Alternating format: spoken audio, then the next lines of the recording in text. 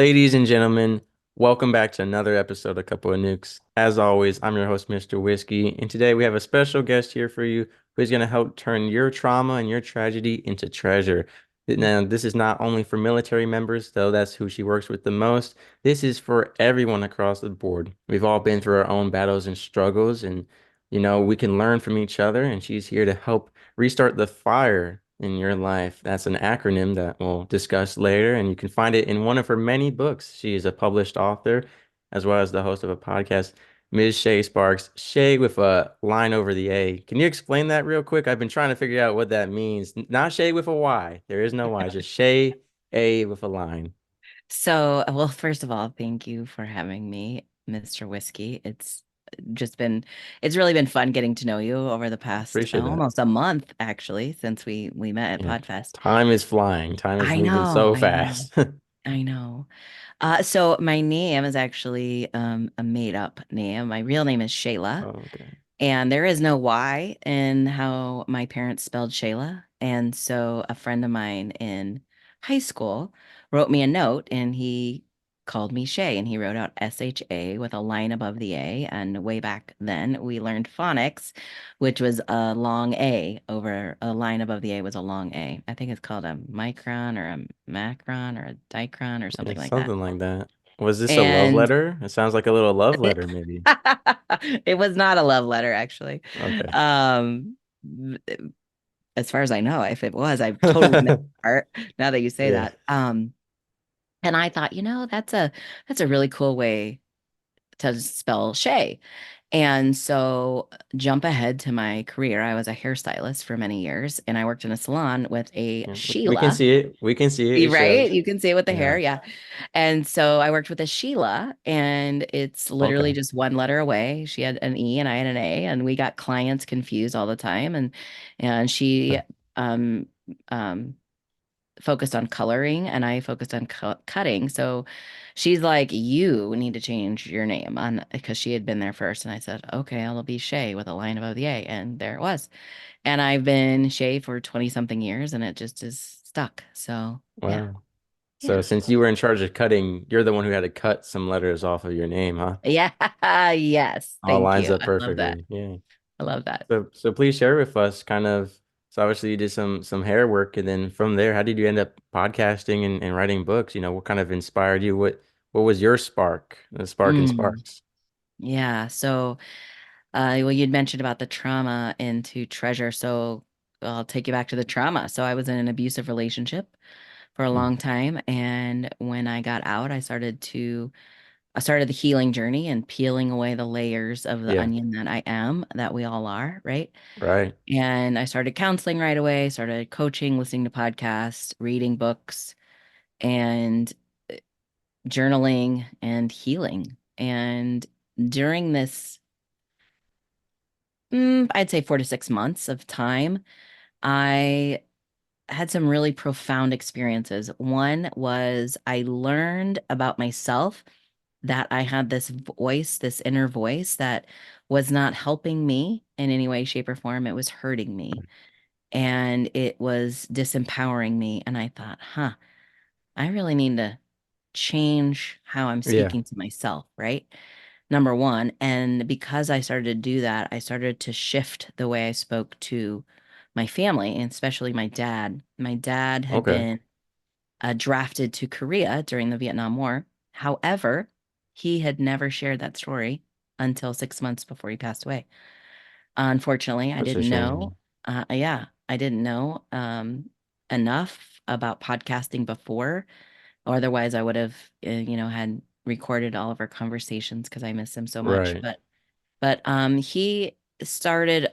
We had a very tumultuous relationship growing up, and he was only showed anger. He never showed compassion or love or Yeah. nurturing or even knew. I mean, I didn't even get hugged or told me he loved me until I was 18, kind of a Wow. relationship. And so here I am now as an adult, and I'm really seeing him through a different lens of, well, maybe he doesn't know what he's doing. And instead of being harboring hard feelings towards him, what is it that I need from him? And my counselor at the time suggested that I love him the way I need to be loved. And I was like, ugh, that's scary. And so Yeah. I'm like, so you want me to reach out and hug him? And he's like, yeah. And I go, it's gonna be awkward. And he was like, so what? Keep doing it. And Yeah. what ended up happening is it shifted the way, because I had already shifted the way I spoke to myself. Now I'm reaching out and hugging him randomly, and it shifted the way I spoke to him. And so I had conversations with him like, Dad, are you asking me to do something right now in that what you just said? Or are you trying to manipulate me into doing something? Mm. And at the time, he was like, what? Like stumbling over the word. He's like, I can't even pronounce that. I don't even know what that is. And I said, well, it sounds like you want me to do something for you. And because I know you and lived in the house with you my whole life, my Yeah. whole life up until then, pretty much, I understand that if I say no, you will withhold your love from me and you'll be disappointed if I say no. So are you trying to manipulate me into saying yes and doing something for you? Or could you ask me to do something? Because what you just said was not a question, it was a statement. And Okay. just by saying that to him was really eye-opening for me, but completely eye-opening for him. He had no idea that he was showing up that way. He had no idea that he was not actually asking people questions. He didn't realize he had an expectation placed on people for when he told them to do something and they wanted to say no, that he was angry. And it's like, but it's their right to say no. Isn't it okay if you say no? And he wasn't understanding that that's how he was being until that conversation. And it was just a huge shift in our relationship. I mean, that was just the beginning. And in the last 5 years of his life, he became my best friend. Wow. Yeah. Yeah, it's so that's part of the reason communication is so important because sometimes people don't know how they're coming off. The Right. way we hear ourselves in our voice and how we act, we don't realize that. And I'm so glad that you were able to recover that relationship with your father. You know, a lot of, and this is especially men, a lot of men come off and they don't realize that they're coming off as in you can't say no or it's not a question. Right. And I've been in relationships with women who were afraid to ever say no because their father had raised them where, if they said no or they didn't want to do something, he would get angry. And Mm-hmm. maybe sometimes he wasn't angry, but he just came off that way. Right. And I've had it as a man too, where people think I'm angry and I'm like, no, I'm not angry at all. And I want to congratulate you on your healing journey as well. Yesterday, I recorded with Kimberly Spencer from the Ground Yourself podcast, and her and I had a conversation about, when you're a victim, when you have trauma, you know, it's easy to self-wallow in pity and just never choose to heal because it can be a difficult process. I mean, you just expressed how there were awkward moments, and there's moments that are difficult. But I want to congratulate you on making the Mm-hmm. choice to get up and heal yourself and begin this journey. And now you're helping other people navigate this journey, which is so amazing. So, can you go a little bit into that between your books and your podcast, how you're helping people, as well as essentially you're a life coach. People can get you as a life coach to help change their life. Yes. Thank you. And thank you for acknowledging that we could be stuck in the victimhood of our Yeah. circumstances, right? And I think oftentimes that's what ends up happening instead of making a decision, a conscious decision is what I called it. And that's what I Yeah. did. So statistics will tell you that someone who's in an abusive relationship or even a toxic relationship doesn't have to be abuse. It could be just be Right. toxic. It's a lot of times familiar, right? But we don't talk about it being familiar. We talk about the statistics of, oh, well, they'll go back to either that person or they'll go back to someone similar to that. And I say Yeah. they because when all of this first started with me, I thought it was primarily women. And over the years, in my coaching business and in working with veterans, there's so many men who Yeah. have been in circumstances like this with toxic women that and Hmm. abusive women that it's not talked about enough. I So, agree. right? So statistically, we repeat patterns if we don't recognize them and we don't acknowledge them and we don't Right. choose to heal. So I thought, okay, so I don't want to be a statistic. How can I make sure that I don't repeat Mm. this? And Yeah. I wanted to really put the time and the effort and the energy into moving in a different direction because we know what we know and there's a whole Yeah. lot of things that we don't know. So the first thing I did was Oh yeah. ask myself, what is it that I don't know that I need to know in order to move forward?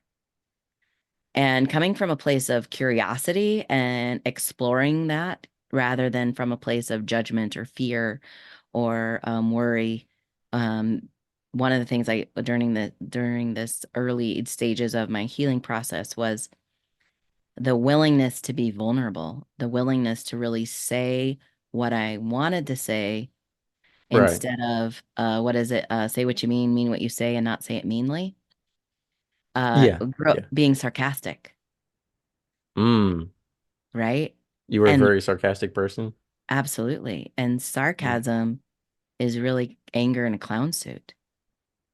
Yeah. That's a good way to put it. And so when I That's a good way to looked put at it. it from that lens, it was like, wow, so what is it that I'm really trying to say? So I became a student of my own verbiage, of my own language, of my own thought processes. Like, what is it that I'm really thinking that's having me say the things that I'm saying? So I became a student of myself, number one. And then because I was a hairstylist at the time, I my clients would come in and the conversation was always like, what's new, what's going on, what's happening. And, they would share what's going on with them. And then they would say, well, Mhm. what about you? And I'm like, oh my God, you're never going to believe what I learned about myself this week. And they're like, what? And I'm like, I'm emotionally unavailable. And they're like, what? What does that mean? I'm like, it means Yeah. that I am the last person that is ever going to actually share with you my feelings. Mm. And I said, you might be able to tell what's happening on my face that I'm feeling a certain way, but my language is not going to actually say it. And Right. they're like, really? And I'm like, yeah, do you do that? And they're like, yeah, I don't do that either. I don't share what I'm feeling either. And Yeah. it was really fascinating to just like kind of survey my clients, men and women, on how much we're lacking in communication, Oh yeah. how much we're really not saying. It was this Yeah. huge, like, well, I don't need to say that. We have this expectation that people in our life just ought to know, quote unquote, ought to know that about Yeah. us. Oh yeah.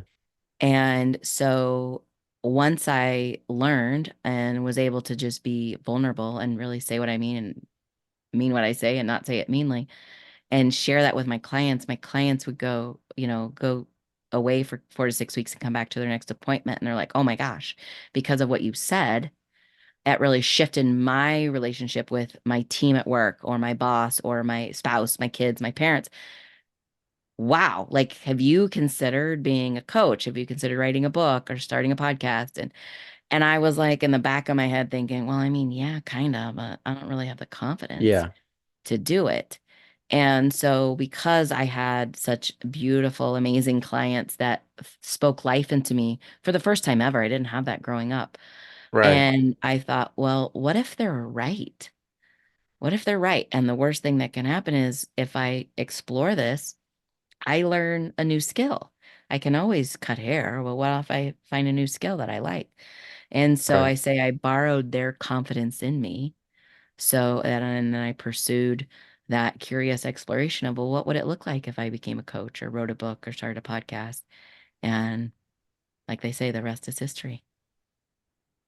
Yeah, I was talking to Ms. Spencer yesterday. I said the power of, instilling confidence in each other. I said the world is so negative, and I said, I reference social media a lot. I'm very anti-social media.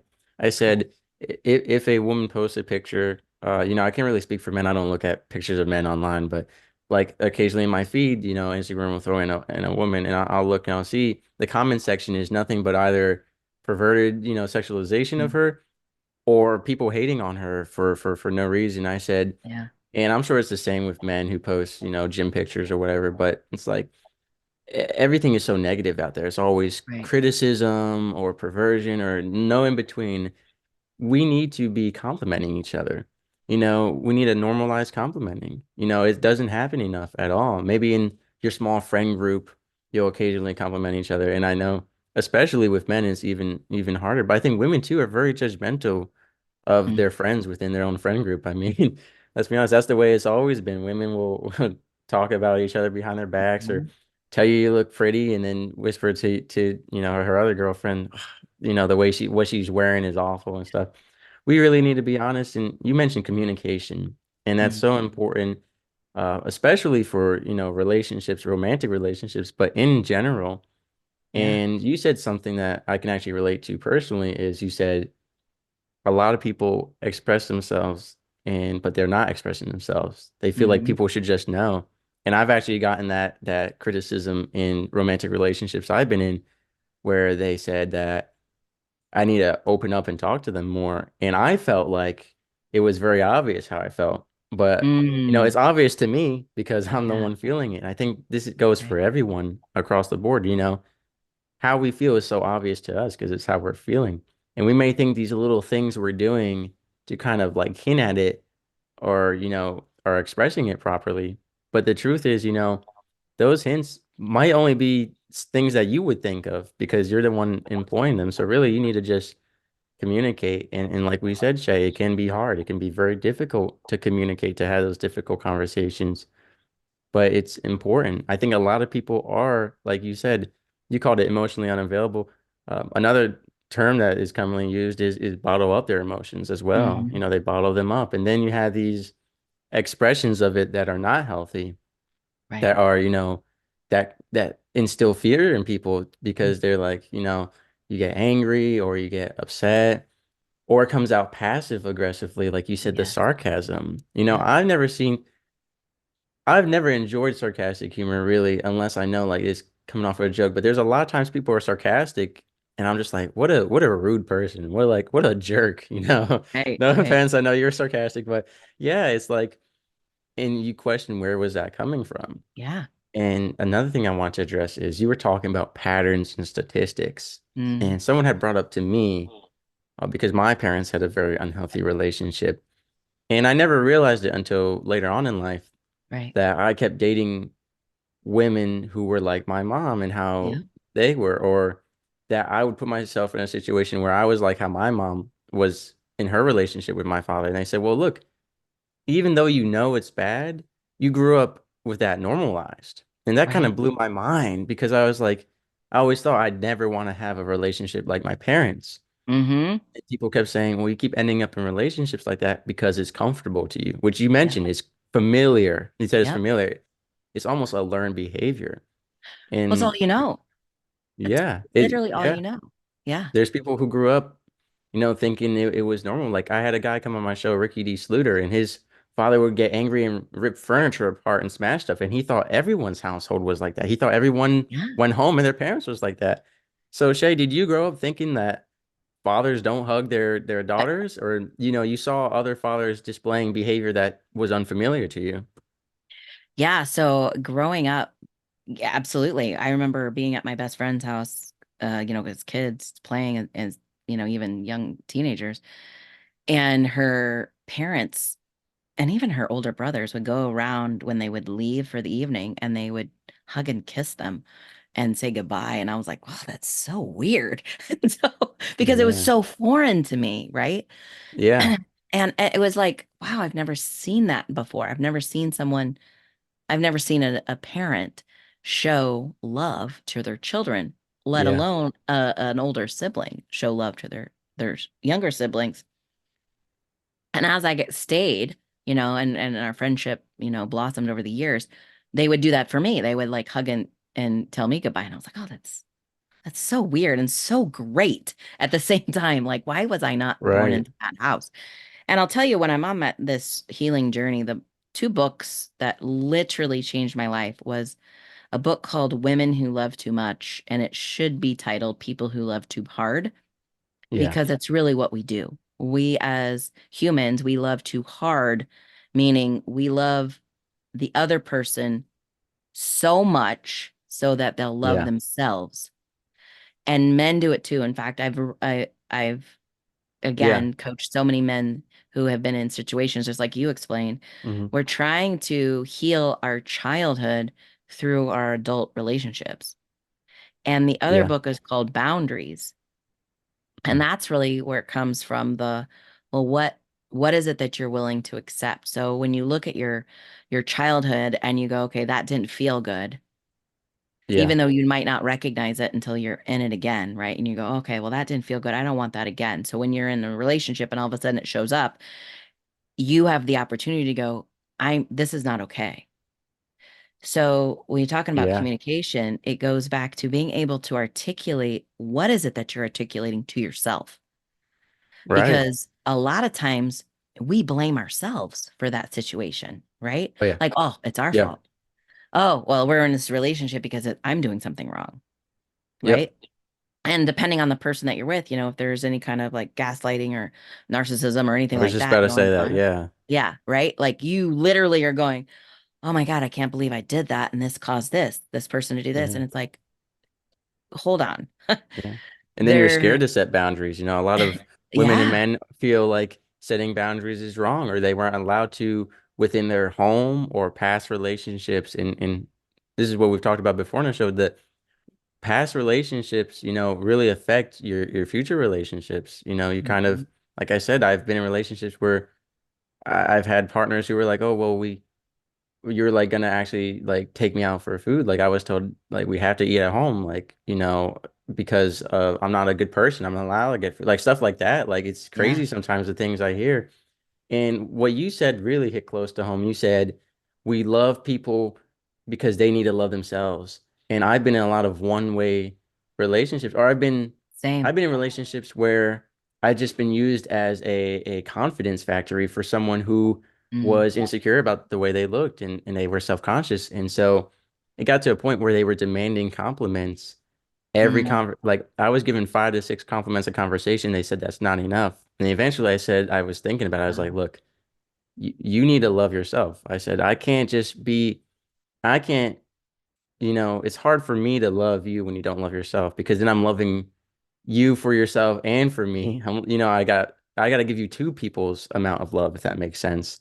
And so I think that's one of the big issues nowadays too, with social media influencing everyone's how do I say their self-confidence, their insecurities. A lot of people nowadays need so much reassurance and that there's a lot of self-hate and not enough self-love. And like you said, as people, we want to help people love themselves. We want to instill confidence in one another. And ironically enough, hypocritically enough, we won't take that on advice for ourselves. We'll still be hating on ourselves and all that. But yeah, so I totally agree with that. The reflection of her parents and, love being, you know, it's and a lot of people don't want to wait and take that journey of healing and self-discovery in order right, to love themselves first. They just want to be loved by someone. And right, especially when they're not loving themselves and if they have trauma from other relationships or families, they're desperate for love. They need yeah, it. right, And love is supposed it shouldn't be a need, it should be a want, if that makes sense. Like mm, you shouldn't need a partner in order to love yourself and actually be able to live life. Love shouldn't be dependency. I'll put it like that. exactly, Codependency, yeah. that's a huge thing. Right, right. Well, and that's where I was with my ex. That's where my parents were. And then I realized when I started to study codependency, oh gosh, that's where they put me. Got it. They put me in this codependent situation because I was a Right. peacemaker. So they would come to me when they wanted something, right? To wanted Yeah. to talk about the other person, and then Mm. they would go away after it was over. So it was like, oh, they used me up. So they got their compliments or they're off their chest, but Yeah. then I'm left with the baggage, the trauma, the emotional vomit that they just Yeah. spewed on me, right? The verbal Yeah. vomit that they overflowed onto me. And it's like, oh, great, thanks. And yet I'm the youngest. I didn't have the wherewithal to be like, hey, don't talk to me about this, right? Because that's a boundary. Right. We didn't know boundaries, had no clue about boundaries. And I'll say this about what you said about past relationships. So our childhood experiences shape our adult decisions. Okay. Yeah. So if we don't have a an example role model of what healthy love, healthy fighting, healthy disagreements look like, Right. then we're not going to find that in a relationship because we have Right. no clue what it looks like. And I have tried to find TV as is that the norm. And I will say TV is false, is a false narrative, right? Mm. Media is a false narrative about it. So if you're watching, I grew up, Yeah. watching the Huxtables, the Cosby Show, and it was like, oh, it was such a, oh, it was 30 minutes, they had disagreement and they were loving on each other at the end. Why isn't my family like that? It's like because that's not Yeah. real. So if you surround yourself, if and I think it's Michael Hyatt that says you are the sum of people that the five Yeah. The people you're five around, people. right? So Yeah. if the five people you're around is your family, which that's what mine was. And that's all Right. they know was to withhold love and to, be in their own fear. If that's all they know, then how am I going to know anything different? So Right. how can you find mentors in real life and be around them and spend time with them and learn by watching, how do they love each other? How do they love their family? How do they fight? I remember at a Bible study I was at once, the pastor's wife was sharing with us that she got in an argument with her husband, and I literally thought, okay, here it comes. It's going to be the punching, the throat punching, the Mm. verbal back and forth. And she said we were taking clothes out of a clean laundry basket and throwing the clean clothes at each other. And I was like, wait, what? You were throwing clothes? Like you weren't throwing dishes, you weren't throwing like shoes, like you weren't throwing like that's it. And she's like, yeah, I was just, yelling at each other, throwing clothes. And I was like, did you cuss at each other? And she's like, no, why would I do that? And I'm like, what? Okay. Wow. Okay. And to just hear that, I was Yeah. like, I had no idea. Wow, you can actually fight and have a disagreement without, beating each other up verbally or physically. Well, yeah, I was gonna say you definitely got me shocked too because when it comes to laundry, from personal experience and from listening to other men, I have done laundry wrong many times. I think men's standards for laundry are very different from women's standard for laundries. I Sure. think that's all across the board, and so yeah, I mean, as soon as you said laundry, I was like, oh, that is a fight. That is a fight.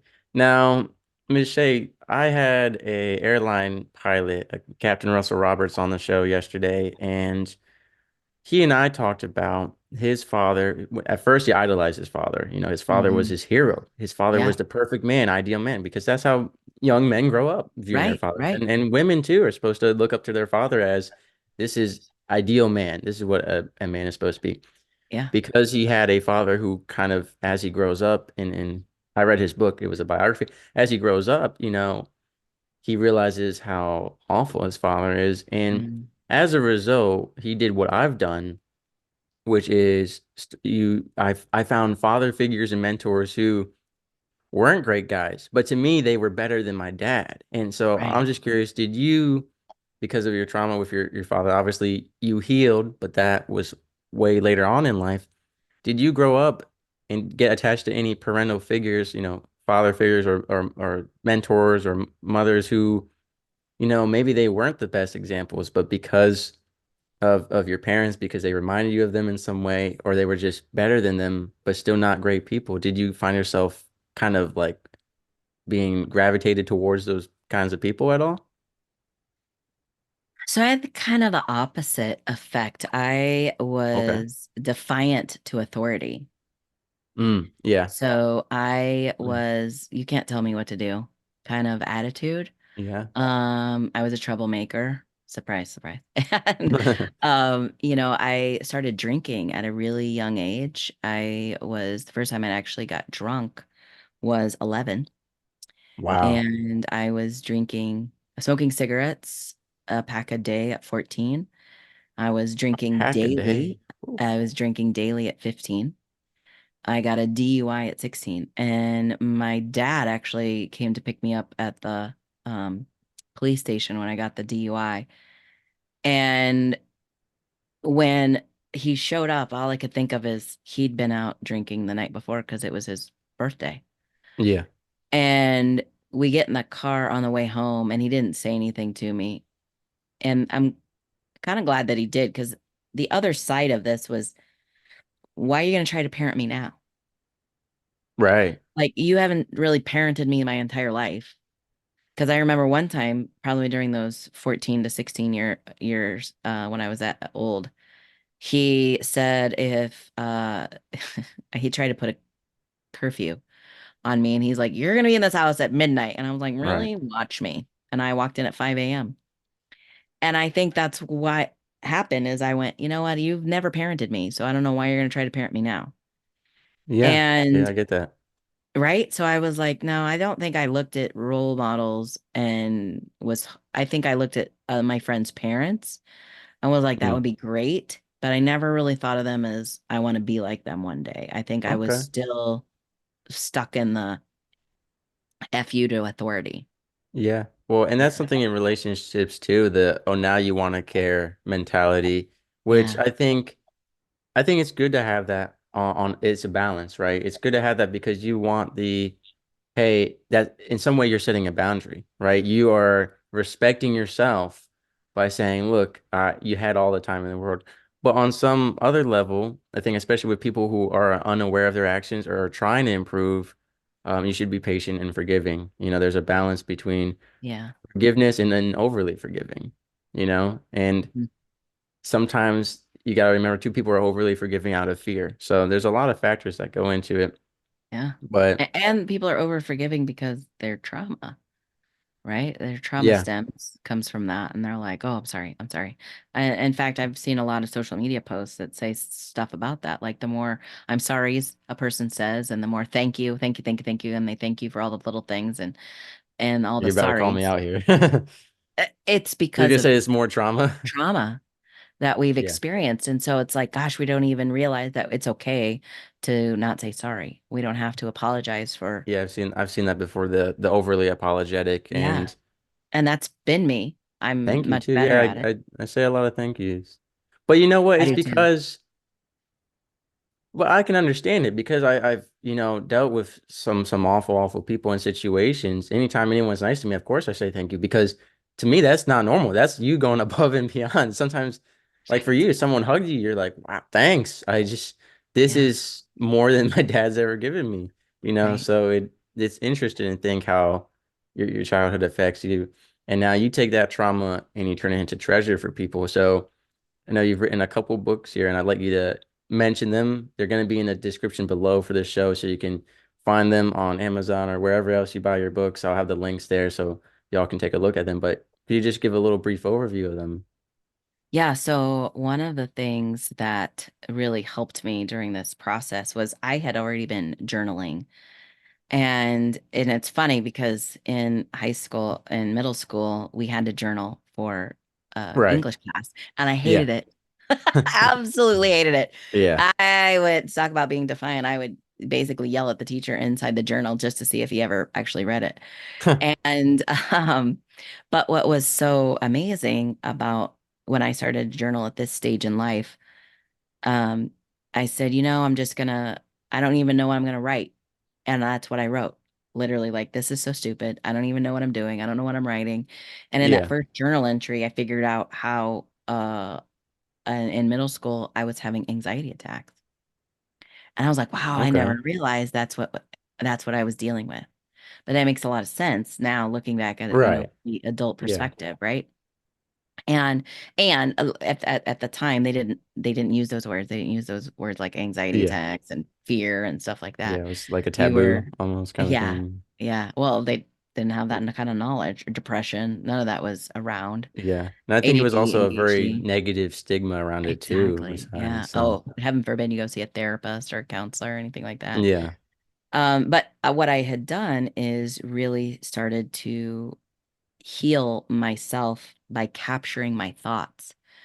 Yeah. And, we talked about how you articulate to others, and it all stems from what is it that you're really saying to yourself? Are you Right. helping yourself? Are you empowering yourself, or are you hurting yourself?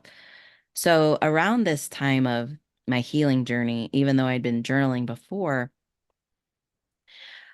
went during counseling, it was a very eye-opening experience of taking my own responsibility for my part in the abusive relationship.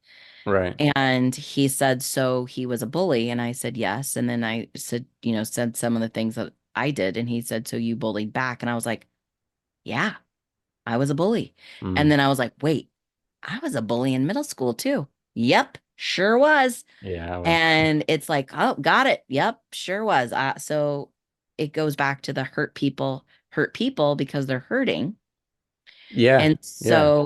so I thought, well, what if the opposite is also true? So do empowered people empower people because they're now Okay. empowered? Okay.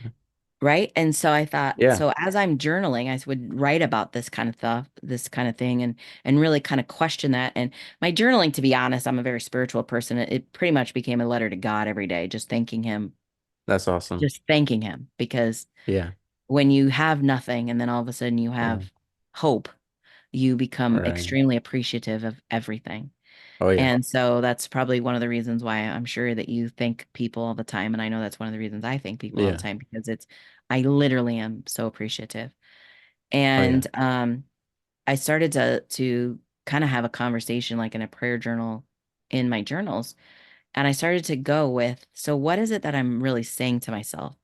And how can I change it? How can I shift what I'm Right. saying to myself to something that's empowering me and not hurting me? Mm.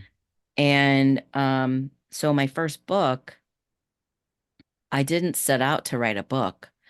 I was setting out in my journaling, I was writing chapters. And I'm like, oh, yeah, that's a Okay. great chapter. And blah, blah, blah, blah, Yeah. blah. And this is the lesson I learned from that circumstance, and done. Great. And then one day I felt as if I heard a voice say, this is not your first book. And I went, oh, okay, got it. So I won't journal about that anymore. Yeah. And at the time, then right after that, my mom was diagnosed with terminal cancer. And so I started taking care of her. And then after she passed away, had hired a coach to, it was probably about a year after she passed away. I hired a coach to help me Right. become a coach. And he's like, you need to write what you're going to put on your website. And I thought, isn't that why I hired you? I mean, I don't really want to talk about Yeah. myself. I'd rather pay Yeah. someone else to talk about me rather than me talk about me. Yeah. And And now you have a but he said, podcast. Mhm. yeah, right? Like that's why I have a podcast. Yeah. So, but that's why s- one day I was like, you know what? I need to go write, and today's the day. So I went to a co-working space and took my laptop and I opened it up, and the internet would not work where I was sitting. And it Mhm. was such a beautiful day. I was sitting outside and I'm like, well, I don't want to go inside and ruin this moment. So Yeah. I opened up a Word document and just kind of prayed and was like, okay, God, what do you want me to write? And 6 hours later, I sit back and I went, huh, I think I just wrote a book. I think I just wrote my first book. Okay. And it was mind blowing. Like I hadn't even thought that I would actually write a book, let alone a book like that. Right. And really what it is it's the six journal prompts that changes you from a negative mindset to a positive mindset. Yeah, I remember a couple of years ago, when self-talk was becoming more popular and normalized, one of the biggest pieces of advice I had seen, I heard it around the school and online, was writing little sticky notes and putting them up on your mirror, like Yeah. self-talk, like you're beautiful today, or today's going to be a good day, or just Yeah. having those little notes of encouragement, starting your day in a positive mindset. And that's one of the many reasons why when I wake up, I pray, I say, thank you, God, for another day. Every day is a gift. Thank God that I woke up and I can Yeah. walk and all my body parts function, and I Right. know that I'm not sick, so, and even just like every time I see the sunset, I always say, thank you, God, for such a beautiful world, Mhm. and I think having a spirit of appreciation really helps with that positive mindset. And there's so many things to change the way we talk to ourselves. One of the biggest things I've seen is the word yet. Add in the word yet. I'm not there yet. Hmm. Haven't finished my next book yet. And I remember one Di Manuel, I mentioned him a lot. He runs this awesome podcast about just getting 2% better than you were, and then Hmm. 2%, these small baby steps. Yeah. And I remember I was listening to an episode and he said, don't forget, we don't lose weight on this show. We're not talking about losing weight because if you lose something, you want to find it again. Find it. He said, we're Yeah. letting it go. We're releasing it. We're Releasing it. releasing the weight. Yes. And I was like, wow, that's awesome. I didn't think about these little subconscious things. And yeah, it's easy to drown in pessimism and just Hmm. negativity, especially when the world is nothing but negativity, like I said. But yeah, changing the way we talk to ourselves, like you said, communicating. And I think it's important, like you said, journaling, poetry, other ways of you kind of figuring out our emotions because, Hmm. how can we communicate to others when we haven't processed ourselves? Because there's kind of like Right. two of us in ourselves. We got our Yes. subconscious and our conscious. We're kind of, Yeah. and then we got these different views on everything, all battling each other inside of our head. It's a war zone in there. So journaling is definitely a great way to process all of that. Now you've Yeah. got your And books. Oh, go well, ahead. and I was going to jump in there and say, we have a voice, right? And we Yeah, can choose to listen to the positive one or the negative one.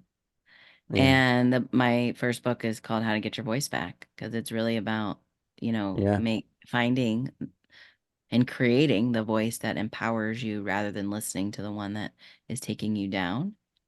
yeah. And and I had to learn that. Like I had to really understand what my brain was doing to me.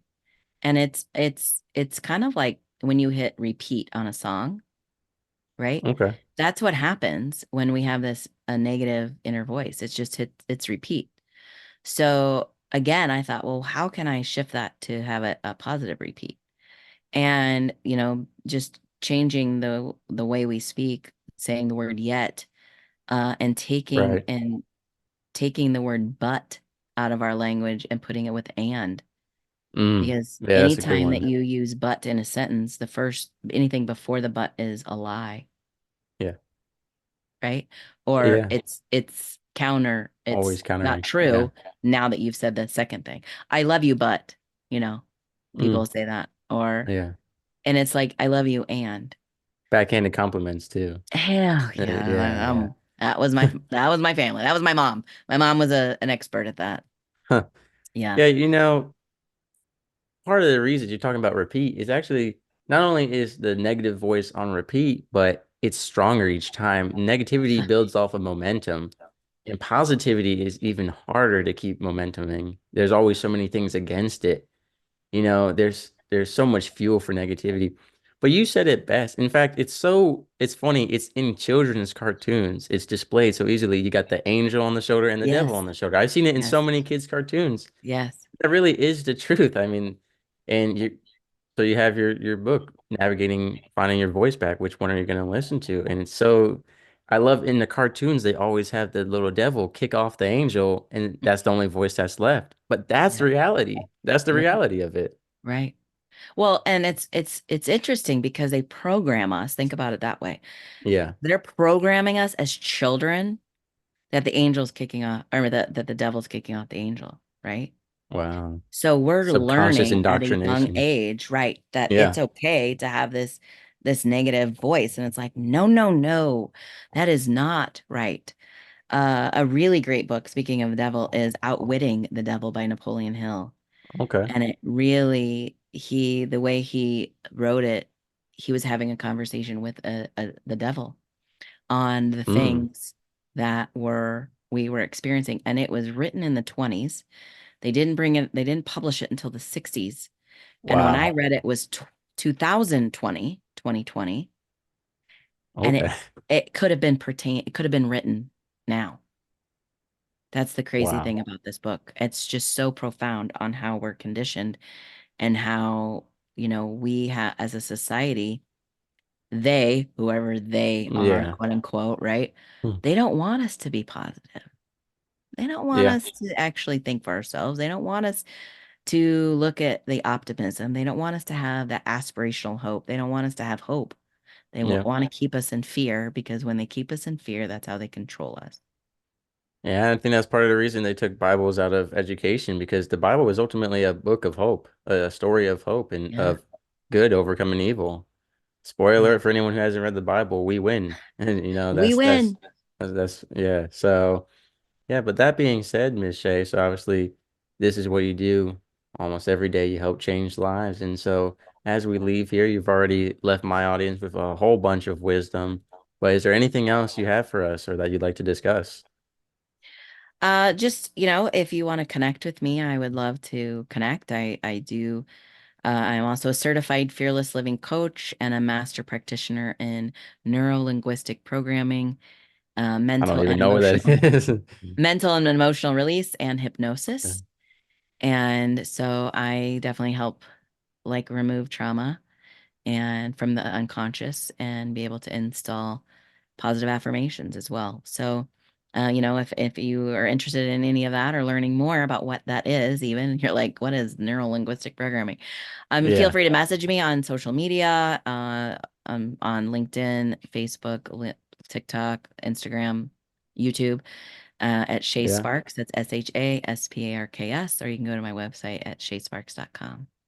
And all those will be in the description below. And also, Miss Shay, what is your podcast for everyone? Oh, yeah. Thank you for asking. My podcast is called The Sha Sparks Show, and I interview business and military leaders who have what it means to them about investing in leadership, relationships, self-love, and most importantly, people. What does it mean to invest in people? And it all goes back to this, the conversation, the listening, and everybody has a Right. different answer, but it's so funny how very similar it all goes back to listening and communicating.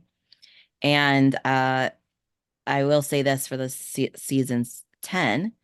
I've done it for 5 years now, and I'm just getting to season 10. And Congrats. thank you. And I put in a little coaching segment at the end of each episode this season. It's called Don't Be a Dick segment. And that's an Yeah, yeah. acronym that stands for dishonorable, inconsiderate, conniving, and know-it-all, and how often we are that to ourselves and it overflows onto other people. So stay tuned for that as well at the end of each episode. Not only that, but yeah, if correct me if I'm wrong, because I'm calling back, from Podfest. Isn't it your listeners actually leave you a voice message on your website Yes. answering what it means to be a dick? Or Yeah, correct? absolutely.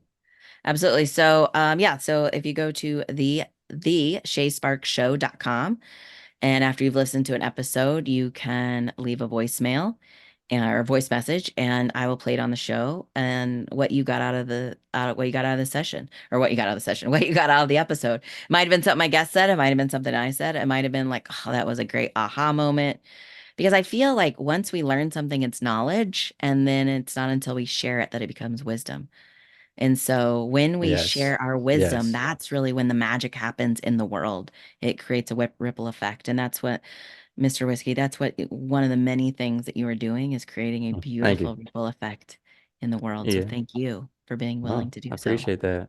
Yeah, so ladies and gentlemen, if you want to have your voice heard on the Shay Sparks Show, website is in the description. If you want to be on my show, email coupleofnukes@gmail.com. But yeah, if not on our shows, make sure you're using your voice out there in the world, whether it's at home, your business, with friends, family, wherever it is. Compliment one another. It's all about love and help support each other and be communicating. Set boundaries, respect boundaries, and share all the wisdom you're learning. Take all that knowledge, turn it into wisdom. But thank y'all for tagging along on this voyage. And Ms. Shay, thank you so much for coming on. It was a pleasure and an honor having you here. I'm glad you shared all this with my audience. Oh, thank you for having me. It was just a joy. Sailing through the ocean blue, nuclear reactors my crew, guiding the ship, the stars as our guide. Through the waves we ride, jokes and laughter fill the air. On this voyage we have to share, working together, side by side. As one family we will abide. In the heart of the ship we reside, nuclear operators with pride, powering the vessel with every stride.